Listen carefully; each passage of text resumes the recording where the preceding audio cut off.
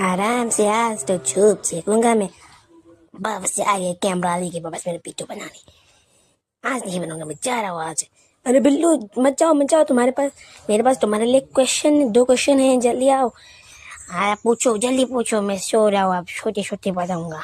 तो सुनो, पहला क्वेश्चन है कि मैं पिकनिक को कैंसिल कर रहा हूँ, सुन रहे हो ना तुम? क्या? पिकनिक को कैंसिल मत करो, मत करो, पिकनिक को कैंसिल मत करो, मुझे जाना है पिकनिक में।